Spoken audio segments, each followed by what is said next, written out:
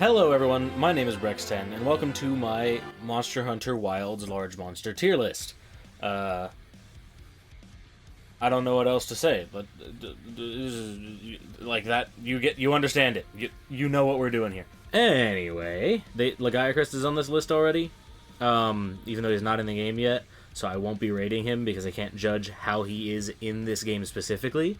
I'd say in Monster Hunter 3, he's like a high B, low A tier monster for me.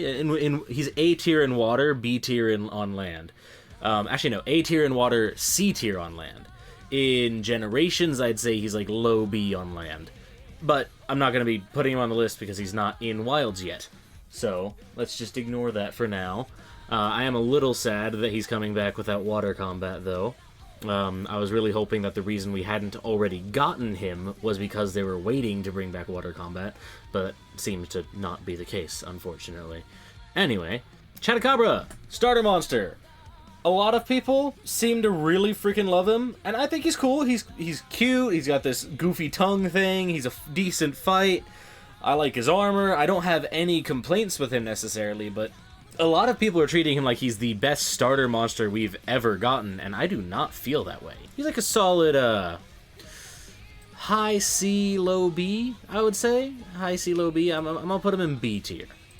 He can get that ranking. I like him, but there are at least 3 other starter monsters of the games I've played that I would put above him, and that's Great Macau, Celtis. I said at least 3. But I'm not sure if Arzuros counts as a starter monster, because you can technically fight him as your first monster in 3 Ultimate, but I think the first monster is supposed to be Great Jaggy. If we're counting Arzuros as an option, I would count Arzuros above Chatacabra, personally. Actually, I might also count Jagras, now that I mention it, now that I'm thinking about it. I think Great Jagras... Okay, I wouldn't count Great Jagras. But only because his fight is weak as fuck. I like his design more. I think his ecology and lore is super cool and fun. I like his gear.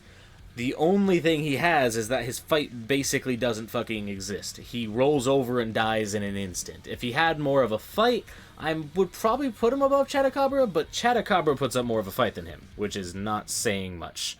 But yeah. Moving on to Quematrice. Actually, let's put Yankuku and Quematrice next to each other. Let's put the chickens next to each other.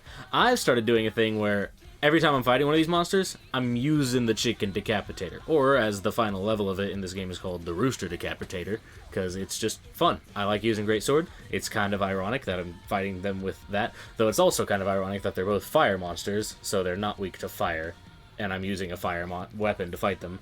But they're weak enough that it doesn't matter, so... But yeah,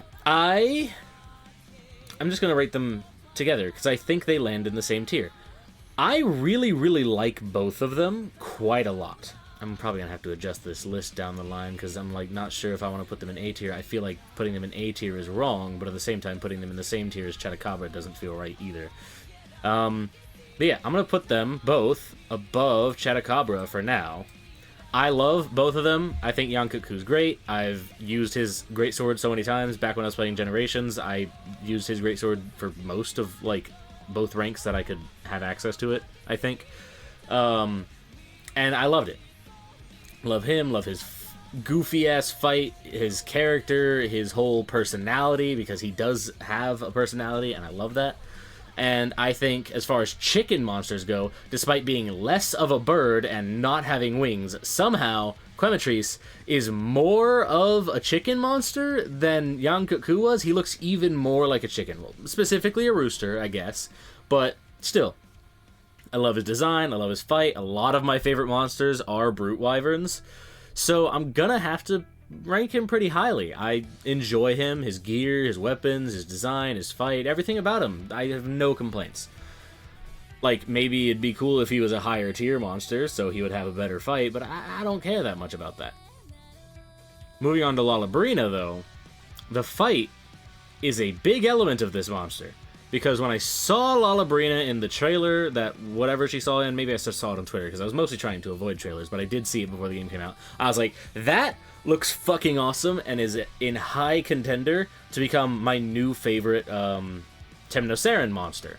Because I mean, unless we're counting Celtis Queen as a Temnoceran. I actually don't know. I think she does count, so she'd be above, definitely. But, very high up there. From design alone, it looked awesome, right? The fight is weird. I don't really feel like I'm fighting it. I feel like it's just kind of doing its own thing most of the time, and I'm hitting it while it's doing that. And, like, the only mechanic it has that is remotely difficult, if you even want to use that word, is when it scatters its paralysis spores around the arena and you have to avoid them or get paralyzed.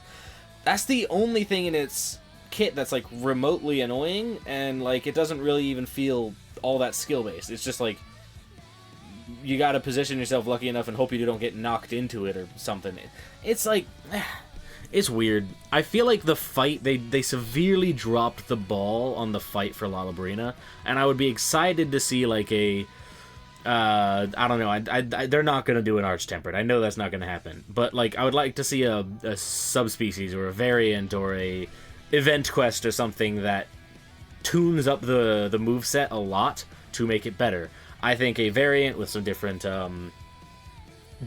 elements of its ecology could probably fix most of my problems with it. But, like, I wanted, from the trailers I saw, to put this up in A, maybe even S tier. But I'm just going to say, I don't think it can deserve anything above a C tier. I almost want to knock it down to D tier, but for now we're going to put it in C tier. Moving on to Congalala. I've never liked Congalala, I'm going to be honest with you. My hatred has waned over the years. The joke is there, yeah, sure, I get it, but it was never a fun fight to me. I've never been a fan of most of the monkeys in this game. I think I mentioned that in the previous tier list. I tier listed Garangolm. Yeah, I tier listed Garangolm, and I was talking about how much I liked Garangolm and how he's the first time I've actually really liked one of the gorilla monsters in these games. I've never been a fan of them. Also, this was the first game where I realized he has a hippo face, which is weird. One thing I did notice, though, is that they took away one of his moves that I liked. The one where he, like, sits there with his belly bulked out, and he does, like, a counterattack if you hit it. Like, he does the pose every now and then, but it's like, he doesn't do the counterattack. He doesn't sit there and bounce your attack back the way he used to. I don't know. It feels like he's losing, like, one of his most interesting and unique moves. But, never been a huge fan. I would have used to have probably put him in F tier, but I think purely for his fight being better than Lala Barina, I have to put him above Lala Barina. So I might have to move Lala Barina down here at some point, but for now, we're going to do this. Balahara, another monster that I thought I was going to super freaking love, that I just don't really care much about in this game. That's one thing I've noticed with a lot of the monsters in this game. It's like, there's so many of them that just didn't leave an impact, I think. Like, if their design was cool, their fight didn't leave an impact. Like, again, with Balahara. I have no thoughts on Balahara, other than that he looks cool. Like, he looks cool. He's a cool design. His fight, like, my brain has never retained any information about it. Maybe it's just because the fights are so relatively easy in this game, or maybe I'm just getting too good and I don't have to pay attention in a fight to know. But yeah, I can't really name anything he does except, I don't know, spew, spludge. I'm gonna have to name him... He's above these two, below these three, so I'm gonna keep him in C tier for now. Yeah. Doshaguma. On the exact opposite end of Lala Barina and Balahara, I think Doshaguma's design is very unappealing and uninteresting. I don't care about it at all, but his fight is pretty fun. I'm gonna have to put him above those two. I think I'll put him, yeah, there. He's in B tier. He's a 7 out of... Yeah, that feels right. A 7 out of 10 feels right. Above Chatacabra, just for being a fun fight. I think Fang Beasts are generally pretty good fights. I'm a big fan of most of the Fang Beasts. Arazaros, Gosharog especially is definitely the best one we have in the main series right now. Yeah, I'd love to... I love seeing more Fang Beasts. Big fan. Oh, actually, speaking of monster types, let's go back to Chatacabra real quick. He's also my least favorite amphibian we've had. Because so far, he's the 4th amphibian we've had, and I have loved all 3 of the other amphibians we've had. We have Zamtrios, Tetsukabra, and Tetranadon. maybe in that order. I think Zamtrios and Chatacabra are basically tied in my mind. I love both of them. I think Chatacabra is really fucking awesome and more on the cool side. Zamtrios kind of mixes cool and being really fucking funny, but at the same time he kind of loses some of the cool element because the goofiness counterbalances it. It is both a positive and a negative. So I'm gonna put both Zamtrios and Chatacabra on the same tier, but that tier would be S tier for me, a 10 out of 10. I fucking love both of them. And then you have Tetranadon, who I think is a really cool design, decent weapons, fun fight. I have no complaints about him. He's really cool. He's way above Chatacabra, so I do think, like, people, again, say he's the best starter monster we've ever had. I don't agree.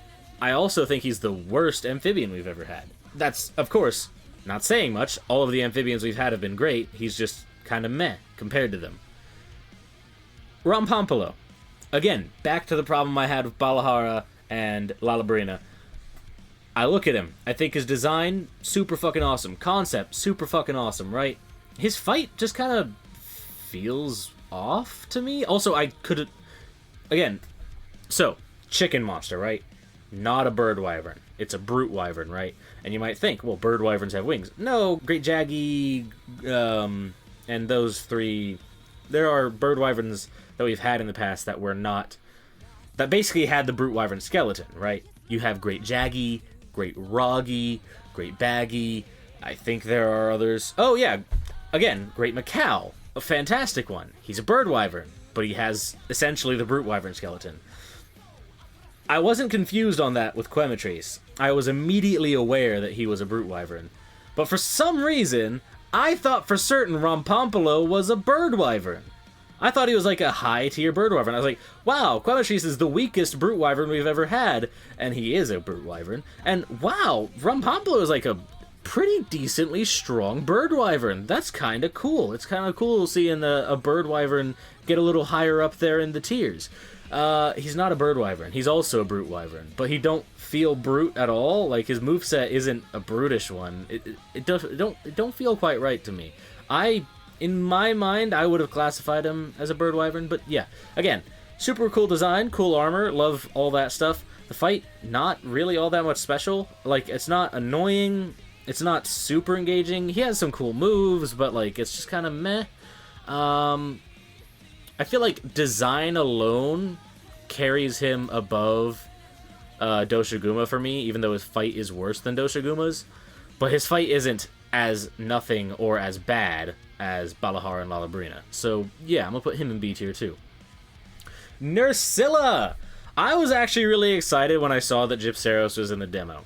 I was really excited that I saw that Gypceros was hanging on the roofs in the Ice Shard Cliffs. When I first went there, I was like, oh, I called it! I literally called it. I was at work talking to someone about how, oh wait, I just realized one of my favorite monsters has a decent chance of coming back because of another monster that I'm not a fan of is in there, and if he's in there because of their connected ecology, there's a decent chance she's in. And then I get home and I start playing the game, and that's literally the next monster I fought. We walk in and we meet fucking Rove, that goddamn badass, and Nerscylla. And I love Nerscylla. It was the first Temnoceran. I'm a big bugs man. I think they're really cool. I don't want them near me, but I think they're cool. I'm no entomologist. But yeah, I think spiders are really pretty and fascinating and fun designs. I'm pretty disappointed that so far all of our spiders only have 4 legs, not even 6. I would like to have more than 4 legs on some of our bugs. And now that we have, like, octopi with 6 and 8 and stuff legs, I don't know if they actually have 8 legs in this game. I think they might only have 6. But if they do have 8, hey, who knows? Maybe there's a chance we'll get an 8-legged spider at some point, and they'd still just call it a Temnoceran. I don't think there's any chance of us getting an updated version of the designs of these monsters that has them with the 8 legs. That would be cool, but it would also be severely changing an already existing monster. They'd have to do new stuff with the moveset and the hit zones and all that stuff. It'd make it a whole mess. So I'm excited for the possibility of that happening in the future with a new one, but as of right now, I think the Temnocerans are held back by the four-legged limitation. But Nerscylla is a really awesome monster, and is our first A tier. I love Nerscylla. I think the fight is fun, even though for some reason in this game, I struggle so fucking hard fighting Nerscyllas. I even in, like, endgame gear, I struggle fighting a Nerscylla. It's not like I have any chance of losing. The thing barely does any damage to me, and I crush it, right? But I struggle to get hits in and not be constantly in various stuns, because it has various ways of getting you to where you can't move. It can web you, it can paralyze you, and it can sleep you, and on all three of those, it will follow up with a big attack that does a lot of damage. Not so much in my newer gear, but still.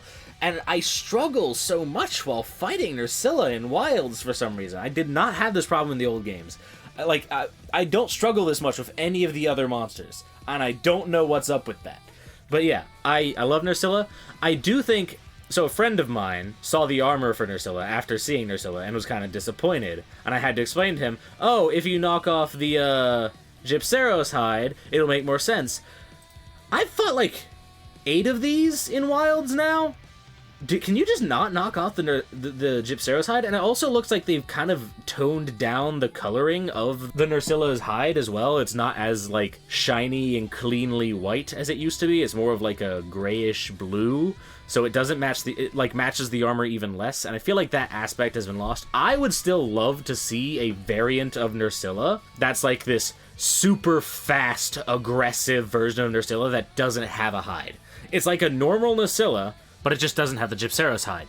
But it's also very strong for some reason. I don't know what the reasoning could be for that you want to say, but I think it would be really fun. I think it'd be really cool. I would like to see a spider monster that's not in a shroud, and so far the closest thing we have is Lala Barina.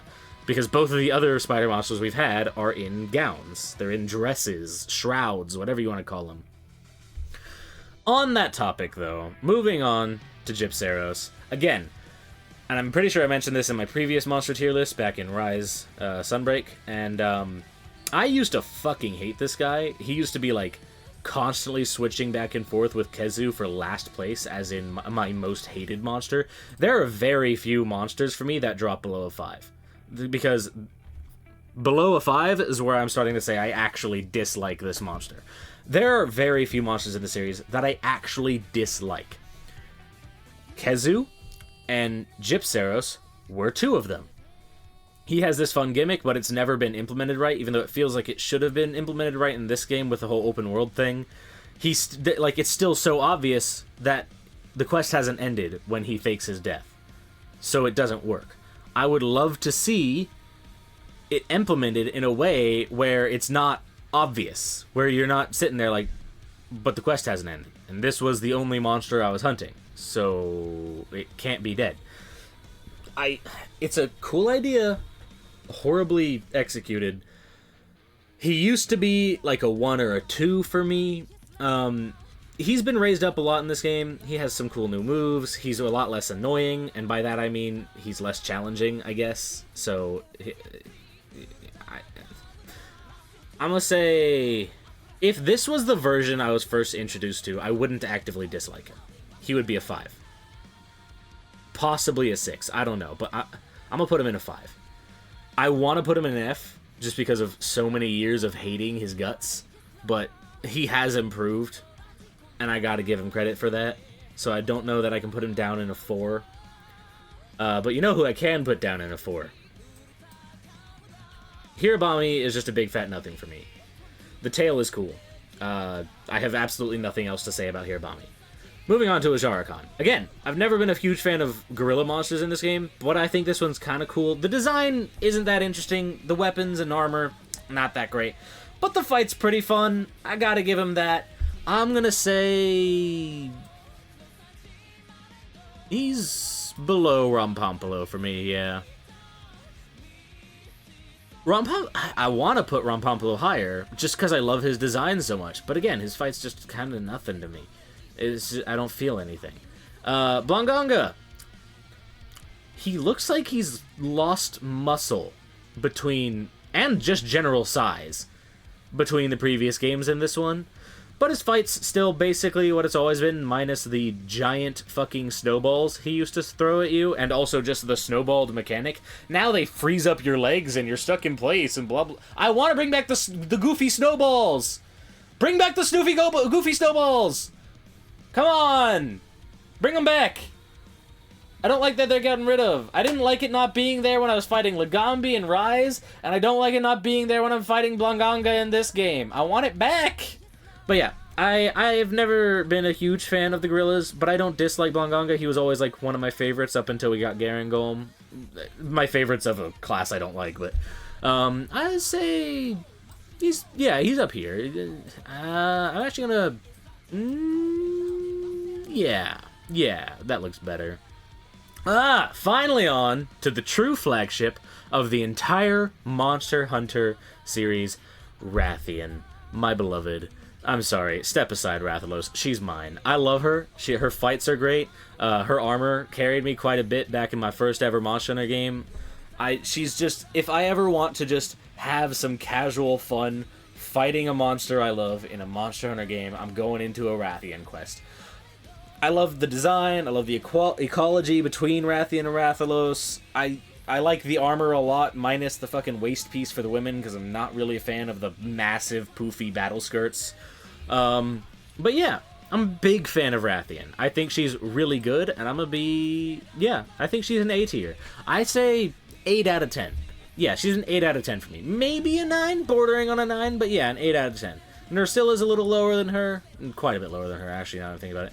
Rathalos, on the other hand, I've never been the hugest fan of him. His fight's more annoying because he's in the sky more. His design's less interesting because he's red, and I think that's boring. I'm not a huge fan of the... Like, when you give me this alternative of the green one that looks better, it's a slightly more grounded but still vibrant color scheme. The chin spike is fun.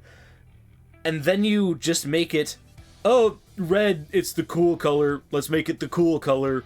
I don't know. It's just not... It's never really appealed to me. Using flash bombs is decently fun, but its fight's not all that fun. It doesn't have anything special with it to me. It is iconic for the series. I'm gonna put it there. Yeah. I think he's like a good baseline for the perfect middle of, like, the monsters in this series. His fight's okay, his designs are okay, his gear's always decent. Not so much in this game, weirdly. But he's just never really been anything special to me. I'm always glad to see him come back. He's iconic. I'm glad to see him show up in other games when things decide to cross over with Monster Hunter. But yeah, he's just nothing special to me. Moving on to Gravios, though. And we're getting into something that, if this were a more overall Monster Hunter tier list, you'd notice a trend in a lot of my favorite monsters, and you might notice it a little bit as I get through this. But I'll bring that up more with one of the later monsters on this list. But I really like him. He's a fun design. He's big. I like big monsters. And just the laser beams, especially with the new shielding mechanics they've added in this game, his fight's pretty solidly fun. His gear is goofily oversized. I have no complaints with him. I think it's weird that we're getting Gravios in this game without Basarios, and Basarios and Rise without Gravios. Why can't they just... They are literally the same species. One's just the older one, and one's the younger one. Is literally... A Basarios is just a baby Gravios. A Gravios is just an assault Basarios. It doesn't make sense to have one in a game without the other. If a Gravios exists in this environment, then Basarios should too. I could see you making an argument if a Basarios exists in an environment that, for some reason, they never make it to adulthood in this area, so you never see Gravioses, so we only ever get Basarioses, but, like, it don't make sense having Gravioses without Basarioses. There's no logic that I can come up with behind that, except maybe you're saying, oh, for some reason the Basarioses in this region are, like, actually really good at hiding, and they actually are in the game, but they are just hiding as pretending to be rocks, and we've never actually noticed them. They could pull something like that, but it just feels weird having one without the other. I'm a fan of both. I think Gravios is better in every way, though. And I'd say, yeah, he's above Nerscylla for me. Probably below Rathian, just for being a little bit less iconic, but I'm a big fan of Basarios, yeah. Moving on to the Guardians. I think Guardians are interesting. They don't really change much. They are just slightly better versions of their base monster variants. So, like, yeah, as far as, like, the fight and design and stuff is concerned, I think they are slightly more interesting. But they do feel like the same role as subspecies. Not much to say there. I think it's cool that we've got an Ebony Odogaron in this game. This is also the first time we've had a subspecies without a base species, as far as I'm aware of, outside of Crimson Glow Valstrax, because that technically wasn't a normal Valstrax, which was like their reasoning for having a Valstrax in the game, despite the fact that they were specific to certain regions. But I really like Odogaron. I like Ebony Odogaron. He's really fun. I used his gear quite a bit. His fight's solid. I like him a lot better than normal Odogaron. My friend disagrees with me. He likes normal Odogaron more. But again, not a huge fan of like red as a primary color scheme for things. So yeah, I like Ebony Odogaron a lot more. And I also just think the bleed mechanic is really fucking annoying, so that's another reason I kind of dislike normal Odogaron. Even though I do think his gear maybe looks a little bit cooler. I feel like Ebony Odogaron from the neck down, normal Odogaron for the helmet piece. That's how I feel about things. Fulgur Anjanath, though. When I first started playing World, I was never a fan of Anjanath. I thought he was a super boring and uninteresting design. His fight was alright, but he's just a T-Rex that breathes fire. He's grown on me over the years, but not by much. I think this version is the most interesting because he has so much else, so much more going on. He's a Fulgur, he's a Guardian, so he has so much more going on that adds to him. So I think I'll put him between the Rathaloses. But he's just nothing special to me. Like, compared to all of the other monsters in this freaking series, he's so boring in his concept. His fight's alright. He was a wall for some people in World, apparently. And for people that started with World, he doesn't seem to stand out that much as being boring because he was one of their first monsters. But yeah, I actually kind of feel weird putting him above some of these, especially like some of the really cool designs that just happen to have bad fights. But yeah, it's just there's a lot of monsters in this game that are kind of like, they're really good in one way and really not good in another. Lala Barina is a great example. Fucking awesome concept and design, big fat nothing of a fight. But want to get into cool designs that I also think are good fights? Zuwu is fucking awesome. I'm gonna have to put him... I mean, he's the Guardian Eater, which is why I put him right after the Guardians, but I'm gonna have to put him... Yeah, I think this is good. He's above Ebony Odogaron, he's a below Gravios for me. I think the design is really cool, I think the fight is really cool, I think the fact that we're getting Octopi as monster types now is really cool, even though... Missed fucking opportunity to not have water combat in this game. You're bringing back Lagiacrus. You're putting Octopi in the game. Oh my god. There are some people that are saying there's a chance we're going to get water combat with the Master Rank expansion, but I'm like, that would be weird to do at a whole ass big fat mechanic game changer like that with an expansion and not with, you know, a whole new game entry as a whole. My thoughts are that they are dipping their toes in water combat and also seeing what people think of it a little bit because of some of the environment things that you can do in this game and some of the monsters that they're bringing back.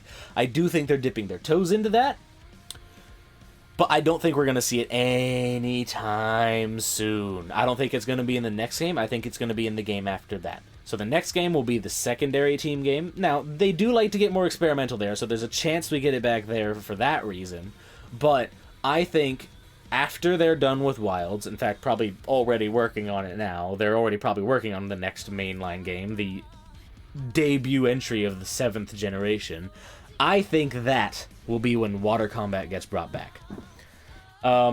Personally. And knowing the release schedule of Monster Hunter games, that's like 6 to 10 years off. My bet is 8 years. So that's unfortunate. But, again, really cool that we're getting Octopi.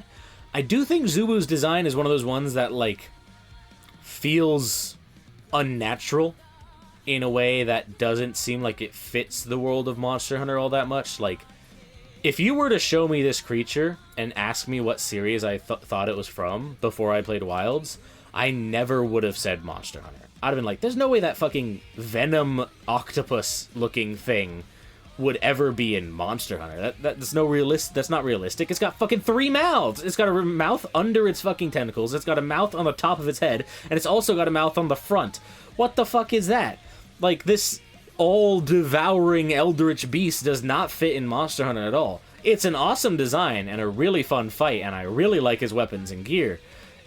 But he does feel a little strange, like, within the world and roster of Monster Hunter as a whole. Like, his ecology is like, oh, he eats guardians. That doesn't really explain the weirdness going on with his biological structure, though. But, hey, I do like that kind of thing. It just feels a little weird to me in Monster Hunter as a setting specifically. So, yeah, again, he's an A-tier monster for me. I really love him. He just feels a little weird.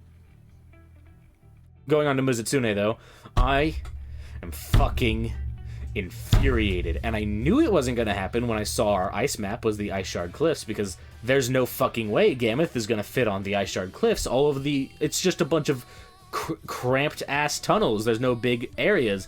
We would need, like, a freaking frozen-over snowstorm version of the Windward Plains to really be able to have a proper Gammoth area. It would basically need to be, hey, what if the Windward Plains, but instead of grasslands and deserts, it was snow deserts and ice lands and stuff like that. That would be a good location for a Gammoth to be, but Gammoth is not going to fit on the Ice Shard Cliffs. It'd be weird to put her in the ruins of Wyveria, but that's like the closest place I can think of to getting her, so maybe with one of the new maps we get in the G-Rank expansion, there's a chance we'll get Gammoth, right?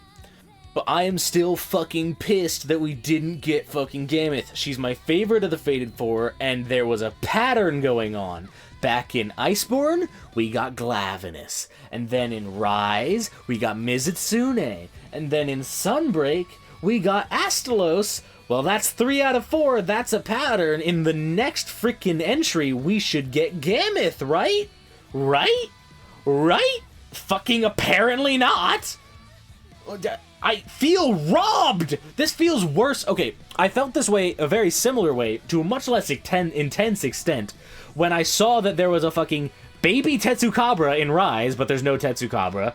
There's also a baby Gravios with no Gravios. There's Zamites with no Zamtrios. There's Aroctor with no Agnactor. I swear the freaking Monster Hunter dev team is cucking me from all of my favorite monsters! Ah! I want Gammoth so bad, but they won't give her to me. Ah! Anyway, I think Mizutsune's cool. I didn't want to have him back yet because this was Gammoth's time to shine. Mizutsune is cool. I think it's weird that they're doing some Soul Seer stuff with him. He's like a high B, low A. I'm gonna have to do low A. I think he's cool. His gear is... I'm not really a fan of his armor. His weapons are really cool, though. His bubble mechanics in the fights are very cool. His bubble skills you get on his armor and weapons seem mostly useless. Again, as I said in the review, I don't know why they didn't just add Soul Seer. Like, we have Fulgur Anjanath without Anjanath. We have Ebony Odogaron without Odogaron. Why can't we have Soul Seer Mizutsune without Mizutsune? As a post-game update, it would have made more sense as a power level thing. It would have been cool to have Soul Seer back. It would have been something that people that have already played Rise haven't seen yet. It would have been a new monster for the new era of Monster Hunter. And it wouldn't have been this weird thing where you're just giving the base version Soul Seer's moves without it being a Soul Seer, which is so weird. But yeah, I'm infuriated. I want Gammoth. Why? This was her time! It was so obvious! And they just didn't do it!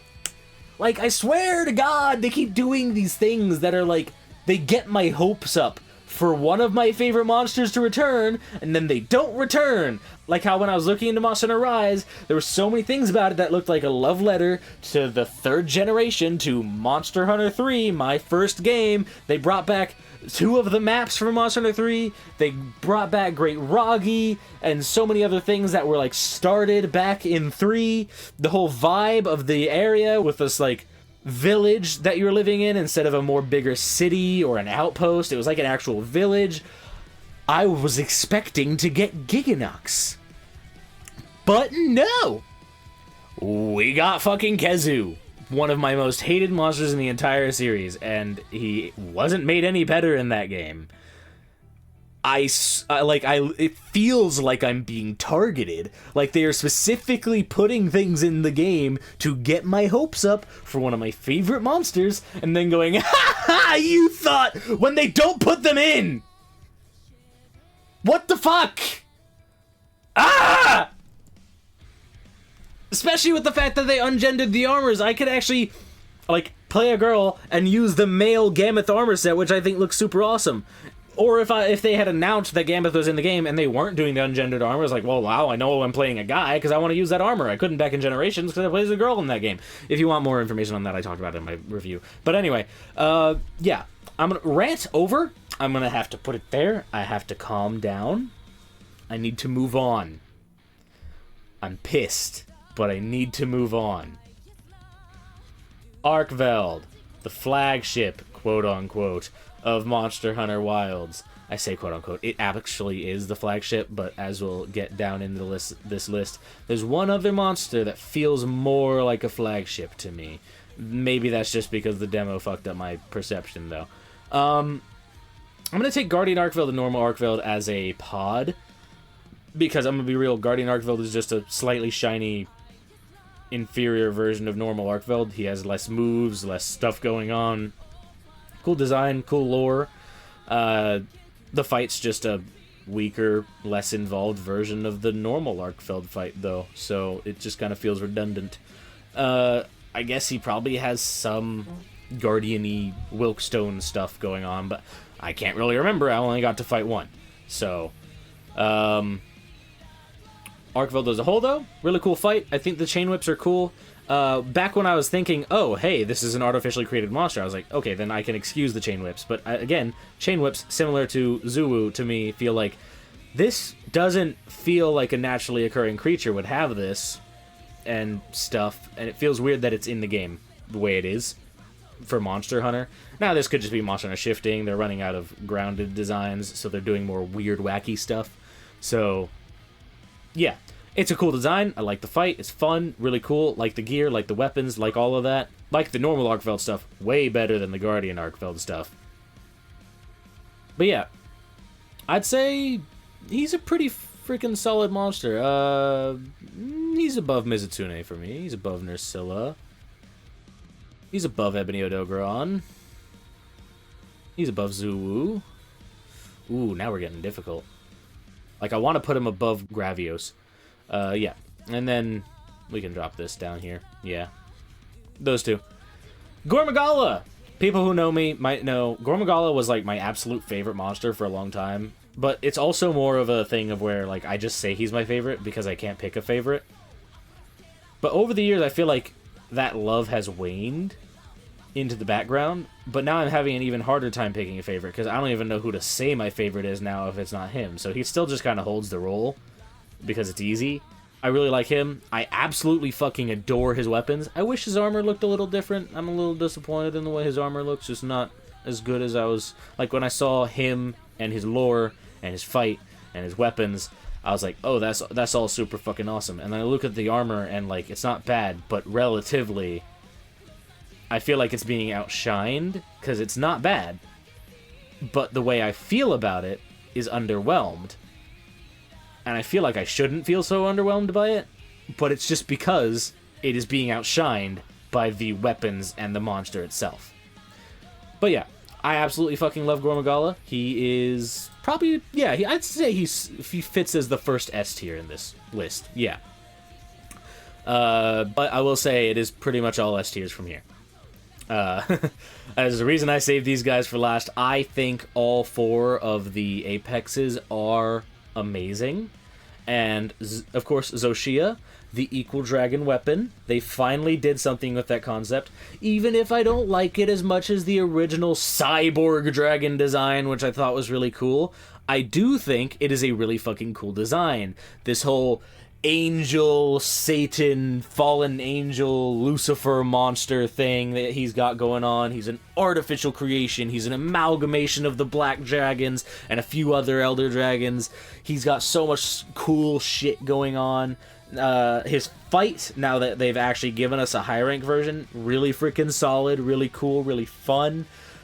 I have absolutely zero complaints with him, and I'm going to have to put him in S tier. He's fantastic. But yeah, he just straight up is the Equal Dragon weapon. We have the Ancient Civilization. It's the Arshan Civilization, because that's why we're getting the Arshan weapons. That's super freaking cool. I do, again, Monster Hunter lore, kind of weird in what is and is not canon, because they do a lot of telling stuff through unreliable narrators and myths and legends, so what's true and what's hearsay is kind of weird. And then there's also just the community perpetuating things that were like, oh, Devil Joe eats his tail. Technically that's true in the lore, but it has never been programmed into any of the games. But people, for the longest time, as the entire community, thought it was. I myself could have sworn I had seen it personally, but it just doesn't happen. So the Monster Hunter community is really good at making you think certain things that are fact aren't.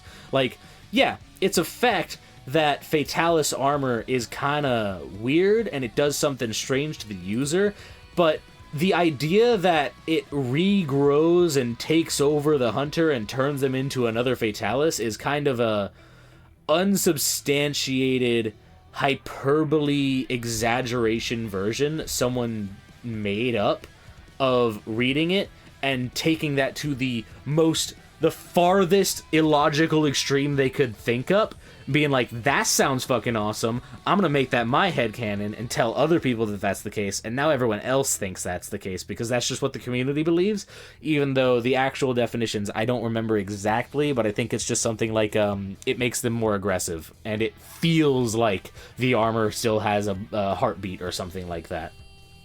It wasn't like an official, real canon thing. It was maybe the whole taking over the hunter thing was said at one point in the games, but again, as myth and legend and rumor, not an official, real canon thing. It's weird.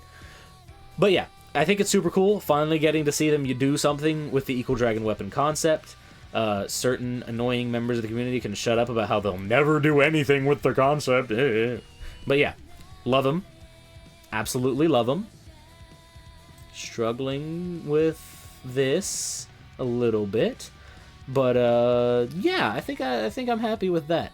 Moving on though to the first octopus monster we've gotten, new Udra. I think he fits into Monster Hunter a lot better. It kind of makes sense that he's not a water creature with the way his ecology works with the whole oil and fire stuff. I think that's really fucking cool. I think the way they introduced him taking on like 3 Ajarakans at once was like, holy fucking shit, I just fought one of those and it kind of, like, relatively to other things in this game so far, has kicked my ass. And this thing's just manhandling, or octopus tentacling? That don't sound right. 3 of them at once? That also don't sound right. But yeah, he was fucking badass. The gear, super cool. Not a huge... Like, I like the way the male chest piece looks more than the female chest piece as a whole. Don't like the cape. Wish I could get rid of the cape. That's the thing. With a lot of helmets, like, sometimes they don't have a visor, and I wish it did. Sometimes they do have a visor, and I wish it didn't. And a lot of chest pieces, sometimes I have a cape, and I wish it didn't. Sometimes I don't have a cape, and I wish it did. It'd be really cool if we could, like, toggle those kinds of things at some point in the future, but... whatever, moving on. Think the weapons are really cool, the armor's really cool, the fight is really fucking fun. It's like one of the better fights in this game. And it's just a cool monster. It was the first time we got to see an octopus. It's the first thing we've seen something with more than 4 limbs. I mean, outside of, like, I guess Gore Magala, I mean, wings, if you count them as limbs, is more than 4. We don't have 6. I think, does it have 6 tentacles? I mean, I'm only counting 6 in that. So, I guess it's not technically more limbs, but it's more like fully functional limbs, because the wings are always like relatively limited until we had Gore Magala with his arm wings, which is one of my favorite things about him. But yeah, I'd say S tier, below Zoh Shia. Yeah, big fan, love him. And moving on finally to the one that I felt like was the flagship for the longest time in this game, because he was in a lot of the run-up promotional material. He was one of the he was like the big deal fight in the initial demo before they eventually added Arkveld, which is, again, weird that they kind of added the final boss of high rank to the demo, because it wasn't Guardian Arkveld, it was normal Arkveld, and Zoh Shia isn't the final boss of high rank, it's the final boss of low rank. High rank doesn't really have a proper, like, traditional final boss in this game, unless it's going to be added in an update down the line, which would be weird. But, yeah, he felt like he was the flagship. He looks more like the flagship. His fight, pretty fucking solid.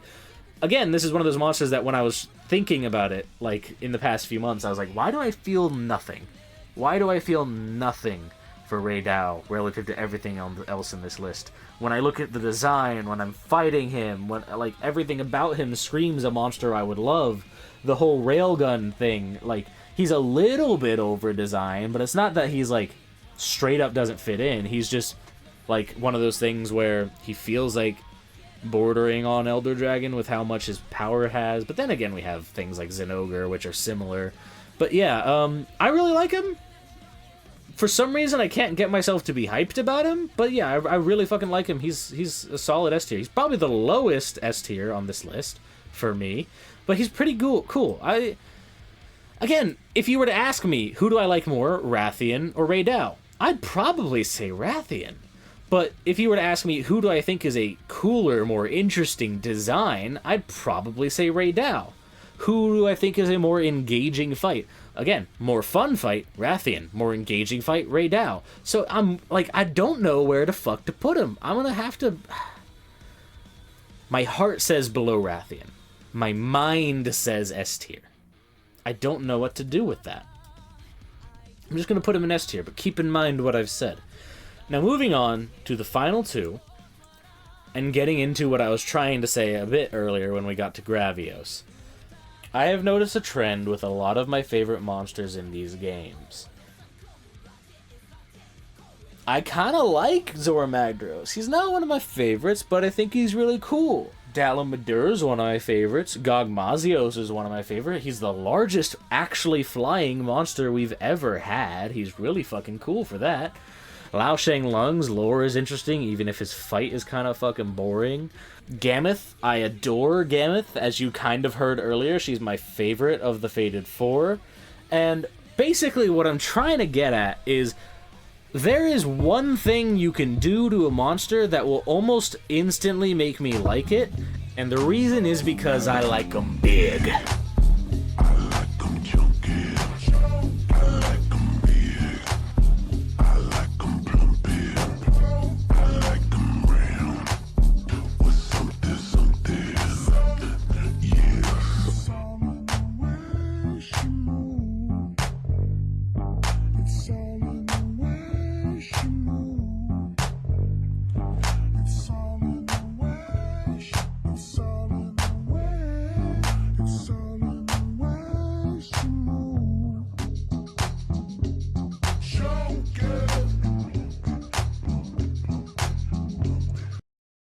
Anyway, that aside, and the fact that the second half of that was basically a Gammoth fan cam also aside, I was originally intending to put more monsters in that, but I was like, wow, this is a lot of good Gammoth footage, and it's going really well with the music. I think I'll just continue doing this. But, yeah, I fucking love big monsters, and with that said, you might already know, I fucking love Uth Duna. I fucking love Uth Duna. I love the design, I love the fight, I love the weapons, the gear, everything about it. It's an aquatic monster, which I didn't get much into earlier when I was talking about water combat and stuff, but I love aquatic monsters. Another thing I didn't get into earlier that I meant to is, Zoh Shia is an Elder Dragon. This game has an Elder Dragon in it. It actually has 2, and I would argue it has 3, but it has at least 2. Gore Magala is a baby Elder Dragon. They have technically classified it as a demi-elder, but it is still an elder. It's just a baby. And Zoh Shia is an Elder Dragon. If you want to say, hey, but actually it's a construct, I'm sorry, are you going to argue that Guardian Rathalos isn't a flying wyvern just because it's a construct? No, you aren't. Because we all realize that would be one of the dumbest fucking things to argue. It's obviously a flying wyvern, and as a result, Zoh Shia having the skeleton of an Elder Dragon, the same moves of Elder Dragons, clearly being modeled after Elder Dragons, Like, there's nothing about it that's not an Elder Dragon. You can't capture it with traps and trank bombs. It hits literally every single goddamn, quota for being an Elder Dragon. It isn't even, like, one of those Elder Dragons like Dalamadur where, oh, well, it's an Elder Dragon, but it's also a Snake Wyvern. No, it straight up has the Elder Dragon skeleton. The skeleton that Kushala Daorda, Teostra, Gore Magala, Chameleos, and every other, like, big deal Elder Dragon shares. And you're gonna try and argue it's not a fucking Elder Dragon. No! That's dumb, okay? That's stupid. Rant aside, going back to Uth Duna, I love aquatic monsters, big fan of the sea. As a kid, if you asked me, hey, what superhero would you like to have the powers of? And I'd be like, oh, I want to be Aquaman. And then they're like, oh, but you dry out on the surface. I'm like, is that actually a thing? Okay, well, that sucks. But still, being able to go down into the sea, not having to deal with pressure, be able to breathe underwater, be able to see underwater, being able to command all these different sea creatures. We know less about the bottom of the sea than we do about the freaking space in our solar system. Like, the ocean is fascinating, and I say all of this while barely being able to swim at all and living in fucking Oklahoma, where every freaking body of water is just mud and you can't see more than 5 inches in front of your face if you get your head underwater. It's so annoying. But yeah, I think the ocean and sea life and aquatic stuff is so fascinating, and I'm a big fan of any aquatic monsters.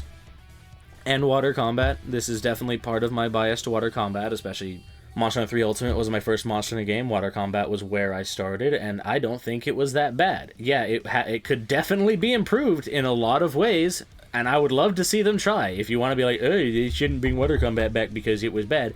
It was their first attempt, and they were severely technologically limited. The technological limitations are basically out of the way, and it would be their second attempt. I absolutely think they can do a better job. But they themselves have said it's just a lot of work, like, which tells me they've looked into it, but they didn't deny that they were planning on it or trying it. They just said, that's a lot of work, man. But yeah, I fucking love Uth Duna. I have absolutely no complaints. One of my friends fucking hates her. I don't know why. Finds the fight annoying. And I'm just sitting there like, big monster! I love Uth Duna. I freaking love Uth Duna. But there's one monster in this game that I think stands above. I just realized I've had Uth Duna too low on this list. Let's move her up a little bit real quick. Doop, doop, doop. Below Gore Magala. Yeah, anyway.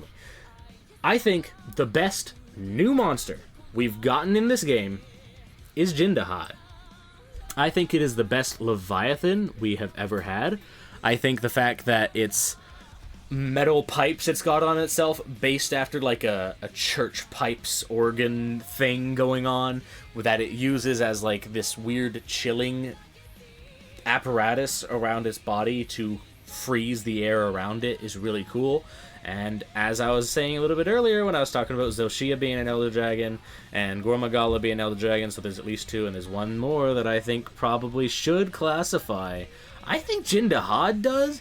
The only thing he doesn't have that I think an Elder Dragon would have is the skeleton. He doesn't have the Elder Dragon skeleton. But then again, neither did Kirin or Dalamadur or a few others.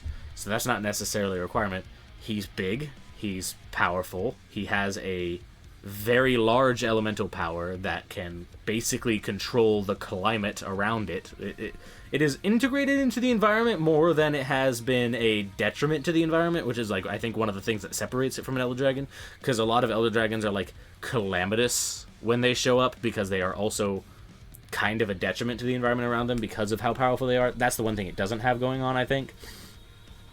But it's also, you can't capture it. Like, you can't use shock traps or pitfall traps, you can't use trank bombs. That's one of the big signs that something is an Elder Dragon in most of the games until now. Him not being an Elder Dragon just feels like a technicality, like they're just straight up breaking the rules that have been set in the past. Of course, the rules have always kind of been muddy and blurry with what is the requirements to be considered an Elder Dragon. I think Jin Dahaad gets honorary Elder Dragon in my mind. Technically not, but honorary. But anyway, I fucking love Jin Dahaad. I think its gear looks super cool, even if it is a bit difficult to use in mixed sets.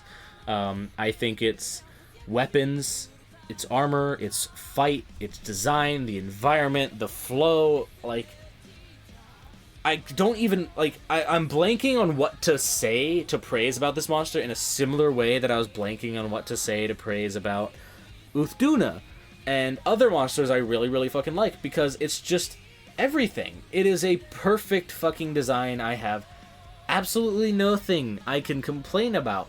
It is also one of the most difficult monsters in the game. It was the first hunt I had ever properly failed in Wilds.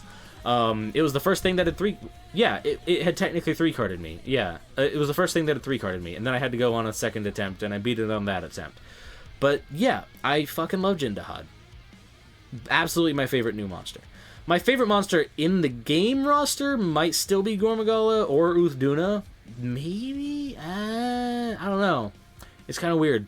But I think Jin Dahaad is the absolute best new monster we've gotten with this game. Yeah, I think that's really all I can say. Like, I don't know how to get more into detail on this stuff. And again, keep in mind, this entire tier list is 5 and above outside of Hirabami, right? 5 is basically the meh, I feel nothing towards, I have no strong feelings one way or the other. 6, I like it. 7, I really like it. 8 and 9, oh my god, it's awesome. I fucking love this monster. 10, this is peak monster design. It's hard to imagine things getting better than this. And let's be real, I think Jin Dahaad's like here. Maybe here. Something like that. I honestly think this top 3, fully interchangeable. Fully interchangeable. Jin Dahaad just kind of had a special wow element that I think put it above Uth Duna for me, because my love for Uth Duna kind of was there to begin with, but grew as I got into the game more and played it more. But my love for Jin Dahaad was instantaneous, because it's just so fucking awesome. So that's why I'm giving it the best new monster tier. But yeah, these 3 are basically interchangeable, fantastic, top-tier monsters. If you were to ask me, hey, what's your favorite monster? Again, I always liked to say Gore Magala, but, like, any of these 3 could make that list pretty easily. Shara Ishvalda goes up here, too.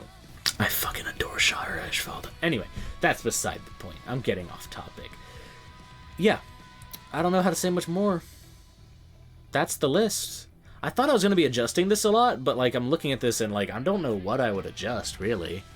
I feel this is pretty accurate to how I feel about most of these things.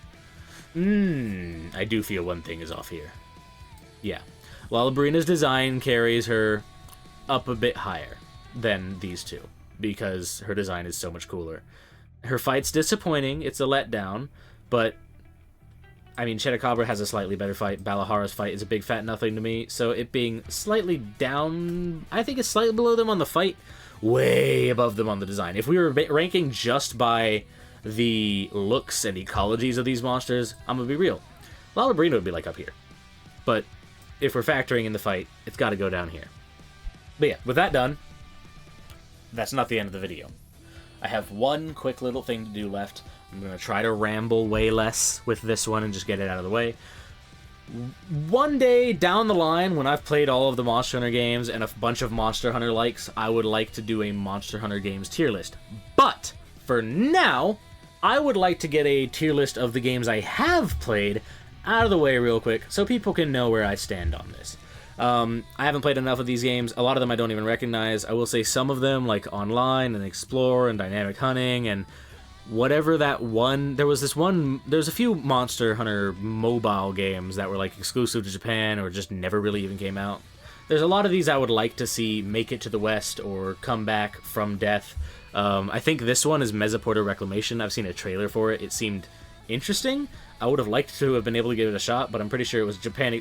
I know it was Japanic exclusive, and I also know it died like pretty quickly, from what I understand. It like wasn't very successful, so maybe it wasn't very good. And I'm not counting, like, I'm gonna be real. When I'm talking about Monster Hunter Generations, I'm counting Base Generations and Ultimate. I don't need Monster Hunter Generations also on this list. I'm not dealing with that clutter. We don't talk about the Void. But yeah, I tried to order this in list of like the order in which I started these games. even if the way I played them, I jumped back and forth between a lot of games, I didn't really play that much of 4 until after I had played World, but before I had played Iceborne, so it's kind of a mess. But this is the order in which I basically started these games. My first ever Monster Hunter game was 3 Ultimate. It holds a special place in my heart. I have genuinely considered getting that logo as a tattoo, and I think if I do ever get a tattoo, that will be the first one. I'll get it on my shoulder. I adore the game. It was where I started. It was how I got into the series. I love the water combat. I love Giganox. I still go back to that game sometimes, but I do think it hasn't aged too well, with the lacking some basic mechanics like mounting, a bit of verticality. Climbing is really slow.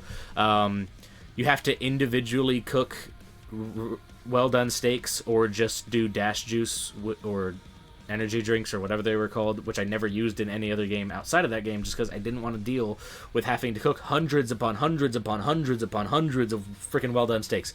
But yeah, there was no way to, like, mass make well-done steaks. Like, in 4, they added the like, 10 at a time spit, which was perfect. But yeah, I think it goes in good.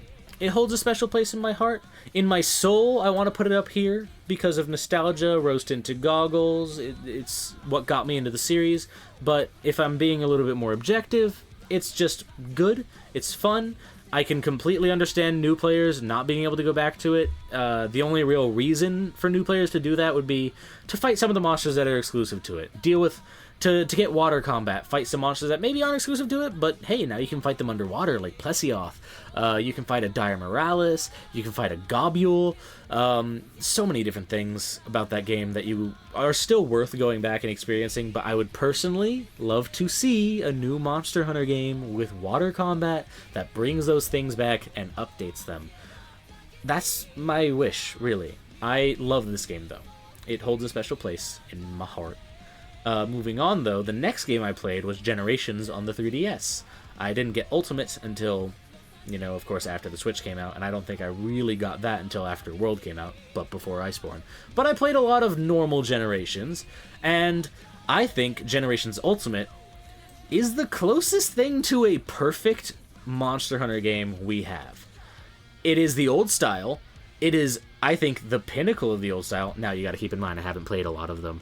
But, it is nearly flawless. The only thing I think it could really have done better is have all of the monsters, rather than just most. I realize that's unrealistic, and would also require the return of water combat, which it doesn't have. But yeah, my only complaints with this game, there's a few monsters I would have liked to have in it that aren't in it. There's not really much of a story or plot or tutorial. It's not the easiest thing for new players to get into, or even players who have played like World and Rise and Wilds. Going back into that, not the super easiest thing, because there's not much of a tutorial. It's easier than going in blind, but still. Those are really my only complaints with that game, though. I think the gameplay, the color, the vibes, the aesthetics, the monsters, like, everything is perfect. And I would be like, oh, well, I didn't like how over-the-top Arise's movesets and stuff were, right? But Generations was designed in a certain way that you could still use guild style, and the monsters were designed in such a way that you didn't feel like you were forced to use the higher level styles until you got to, like, G rank. So you could play it like a classic Monster Hunter game, or you could lean heavy into the newer, more wacky stuff. You could play it as a freaking Palico. They called it a Prowler in that game. It was the 15th weapon. I freaking loved that. But yeah, I think Monster Hunter Generations Ultimate was the last old-style Monster Hunter game we ever got, and it was a really fucking good send-off. It was nearly flawless. Everything that's there is basically perfect. The only things that I have a problem with that game is there are certain things that aren't there that I would like to have been there, which, like, isn't really even a flaw. But yeah, moving on. Monster Hunter 4, really good story. Some of the key quest choices were weird. I don't like being forced to fight double Kezus and double Gypceroses as my key quests. I also, again, don't like... One thing I didn't like about any of the older games is there was usually one specific monster you were forced to hunt if you wanted to get Pale Extract and make Mega Demon Drugs and Mega Armor skins, and in most games, it's Kezu.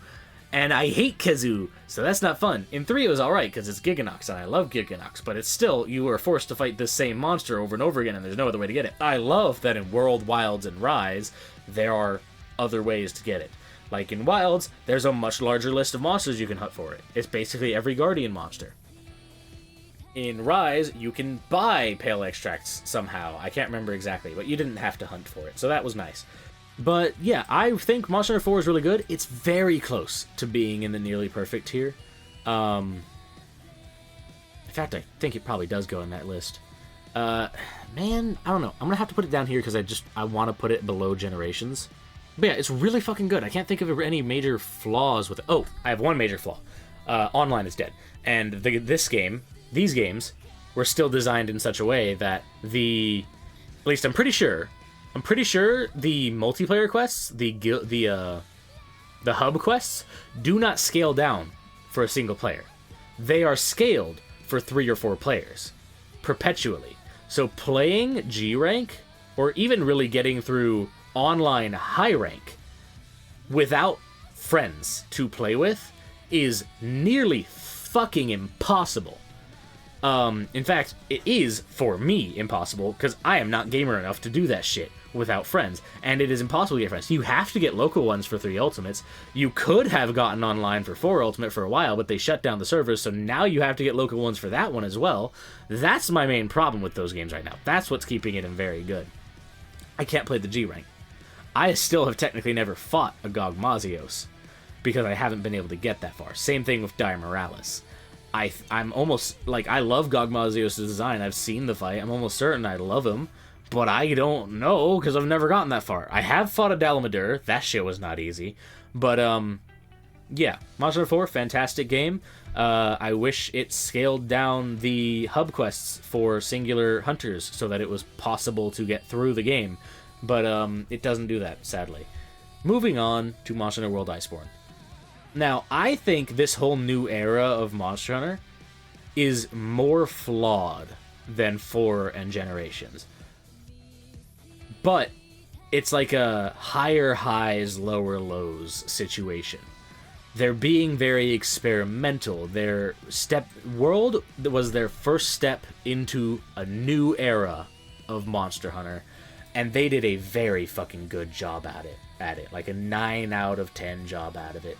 There were some flaws, there were some things that I didn't love too much, like the Clutch Claw. I don't like that they're adding fucking, this weird special, hey, now you can skip low and high rank armor into the G rank expansions for players who have never played low and high rank. They often just gravitate towards the strongest thing, right? And then low and high rank just becomes pitifully fucking easy. Though, I'm gonna be real, in Wilds it feels like they're already just leaning into making it pitifully easy without needing that armor, but whatever. Anyway, I really fucking loved World. I think it was fantastic. I loved the changes they made to most of the weapons. It's basically just universal positives in my mind. I can't think of any weapon that got worse. As a Switch Axe main, fucking love Switch Axe. In that game specifically, I made Hammer because holy fuck, Hammer got a glow up in that game. I adore it. I like a lot of the new monsters. Some of my favorite monsters are from this game. There are also some monsters that I completely forgot existed until the G-Rank expansion gave them a fucking variant and reminded me, oh yeah, that monster exists. I'm looking at you, Lightning Viper, Tobi-Kadachi. Right, yeah. I'm gonna be real. I fought that one Tobi-Kadachi you have to fight in the story, and I completely fucking forgot Tobi-Kadachi existed until we got to Viper Tobi-Kadachi. Like, I'm not joking. I forgot he fucking existed. But yeah, I adore this game. Fantastic. I have like 500 hours in it. I have over 300 hours in all of these games up until Stories and Frontier. And Wilds, because I still only have 140 in that. But yeah. Yeah. Sunbreak, though.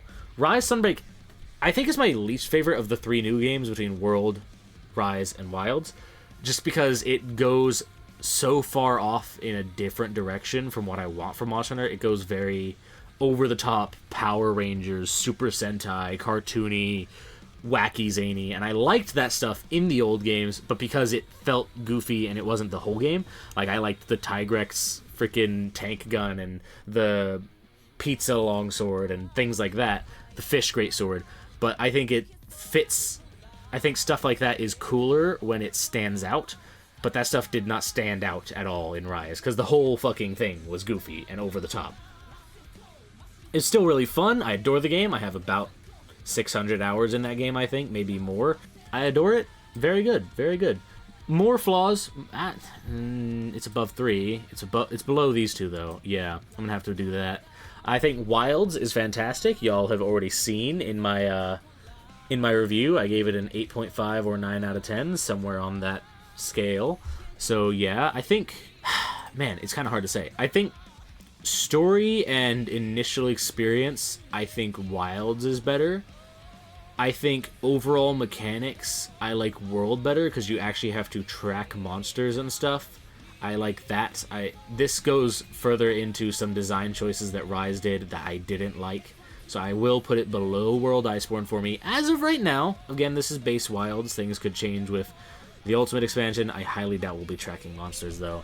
It's just like Monster Hunter World felt more true to the soul experience that I personally want from Monster Hunter than Rise and Wilds do. Wilds gets a lot closer than Rise did, but I think World was still closer even than Wilds was. So I'm going to have to put those before it. I'm going to put 4 below those two, though. No, I'm going to put 4 above Wilds. As of right now. Again, because of certain design choices that I'm just not a fan of. And yeah, I do overall think it's still a fantastic game, though. I'll definitely be playing Wilds more than 4, but that's because I've already basically done everything in 4 that I can do without, you know, a team that I can't get. I have friends, but I can't for the life of me convince them to play the old games. Stories 2, fantastic. I didn't really so much play Stories 1. I played the demo for it on the phone. I was like, hey, this is really fucking good for a phone game, but I don't want to spend $20 on it. I could have played it on 3DS, but that was more expensive and more pixelated. So I feel like if I do ever get around to playing the first game, I'll play it on phone.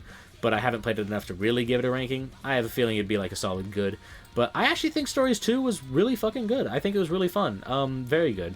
I had a great time. I don't know how many hours I got in it. Probably like 40, however long it takes to beat the story and then do a few extra things. It was really cool. Had a lot of my favorite monsters in it. Gammoth was in it. Gammoth was, in fact, in it. Gonna have to put it above Wilds for having Gammoth in it. That's me being petty, though.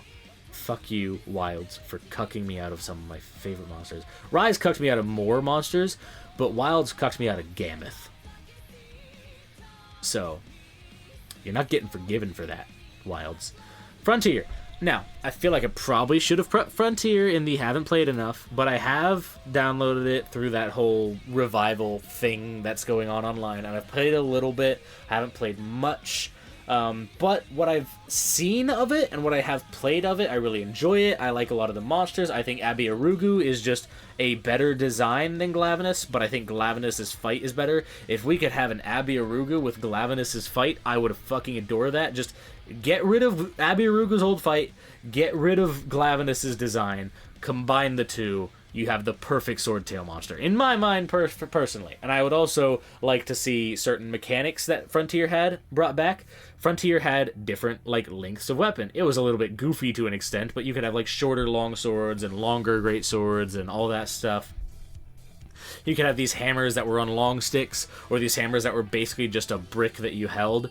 You had some cool weapons in there, like the Tonfa and the Magnet Spike, even though the Magnet Spike is exclusively in extreme style, which means it would never fit in a normal game because it's so over the top. One thing I think Frontier had, I'm pretty sure this is a mechanic, but I can't quite remember. I think it did this thing where if you, say, had a hammer, right, but its design, when you crafted it, looked like an axe, that hammer that looked like an axe did slashing damage.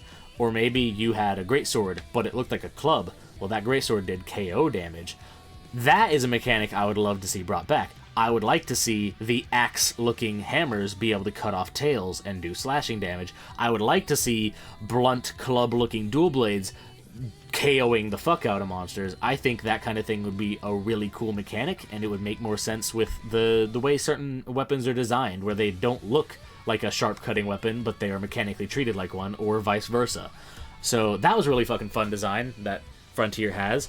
I think of the dip my toes in experience I've had on Frontier, I'm going to have to give it like a high good, low very good type thing.